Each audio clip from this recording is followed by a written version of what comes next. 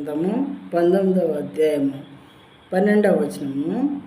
Who can discern his errors, declare me innocent from hidden faults.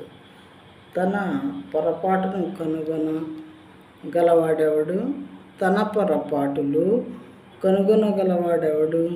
నేను రహస్యముగా చేసిన తప్పులు క్షమించి నన్ను నిర్దోషిగా తీర్చుము అని దావీదు మహారాజు గారు దేవునితో మొరపెట్టుకుంటూ ఉన్నారు. దేవుని దగ్గర తన పొరపాటును కనుగొనగలవాడేవాడు.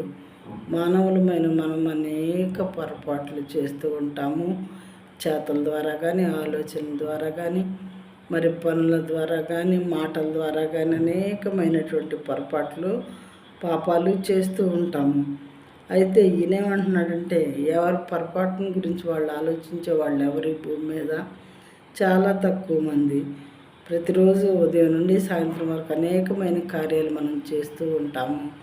అయితే ఈ కార్యాలన్నింటిలో పడుకున్న తర్వాత ఒక్కసారి మార్నింగ్ నుండి నైట్ వరకు మనం ఏం చేసామని ఒక్కసారి ఎవరికి వాళ్ళే సెల్ఫ్ ఎగ్జామిన్ చేసుకున్నట్లయితే, సెల్ఫ్ అసెస్మెంట్ మరి కొన్నైనా గుర్తొస్తాయి, అన్నీ కాకపోయినా.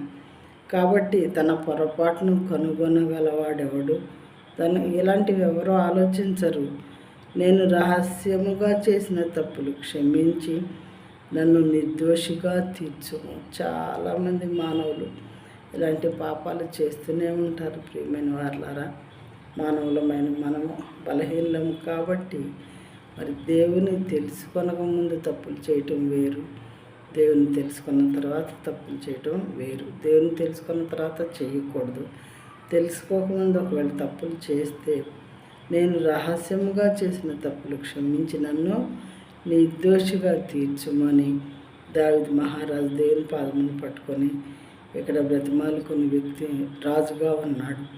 ఈయన రాజు అయ్యిండి కూడా దేవుని దగ్గర ఎంతో తగ్గించుకొని, దేవుడు ఆయనకన్నా మరి ఎంతో గొప్పవాడు, సృష్టికర్త, సర్వోన్నతుడు, మరి సర్వ సృష్టికి అధిపతి. కాబట్టి ఆయన దగ్గర మరి సింపుల్ హ్యూమన్ బీయింగ్ ఆయన రాజు అయినప్పటికీ ఒక మానవుడే కాబట్టి దేవుని దగ్గర ప్రార్థిస్తూ ఉన్నాడు. నేను రహస్యంగా చేసిన తప్పులు క్షమించి నన్ను నిర్దోషిగా తీర్చుము.